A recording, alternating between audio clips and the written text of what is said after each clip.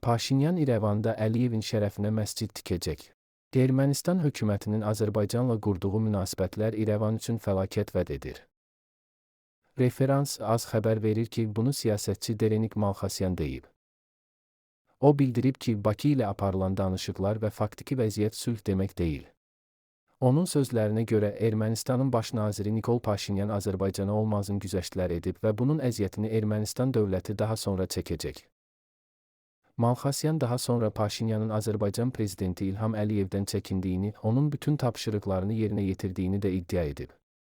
Paşinyan günün birində İrəvanda Əliyevin şərəfinə məscid tikə bilər. Bu baş verərsə təəccüblənməyək. Tribuna Info Az. NATO Rusiya ilə müharibəyə hazırlaşır. NATO hərbçiləri və rəsmiləri arasında Rusiya ilə müharibənin qaçılmaz olduğuna dair əminlik artır.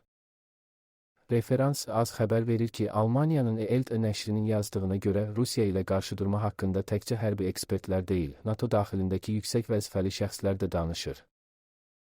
Alyansda ciddi narahatlıq hökm sürür. Heç kim bilmir ki, Ukraynada müharibə nə qədər davam edəcək.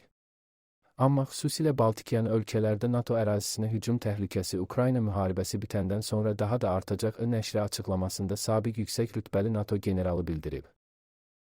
Eyni zamanda NATO Rusiyada bəzi hərbi dairələrin yenidən təşkili ilə bağlı prosesdən narahatdır. Estoniya Xarici Kəşfiyyat Xidmətinin rəhbəri Kaupo Rozin Eltlə müsahibəsində qeyd edib ki, bu islahat Rusiyanın NATO ilə sərhədlərində hərbi qüvvələrin sayını artıracaq. Alyans üçün düşmən qüvvələrinin sərhəd yaxınlığında yerləşməsi ciddi təhlükə yaradır. Rusiya ordusu mümkün böhran vəziyyətində sürətli hücum başlada bilər və NATO-nun cavab vermə vaxtı çox qısa olacaq.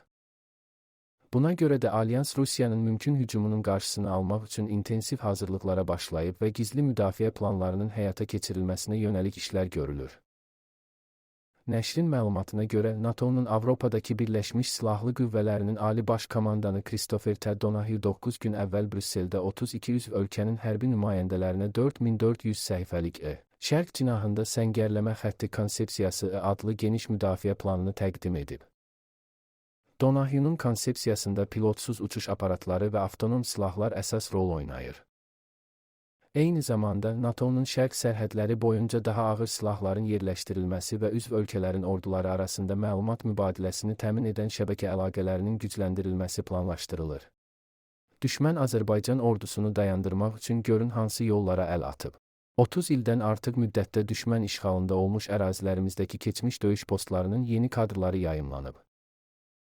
Referans az xəbər verir ki, Ağdam rayonunda çəkilən görüntülərdə düşmənin uzun müddət müşahidə və atəş nöqtəsi kimi istifadə etdiyi mövqelər, səngər strukturu və qurulan rabitə sistemləri əks olunub. Səngərlər əsasən kustar üsulla hazırlanmış beton dirəklərlə möhkəmləndirilib. Eyni zamanda ermənilərin borulardan hazırladığı partlayıcı qurğuların bəziləri hələ də ərazidə qalmaqdadır.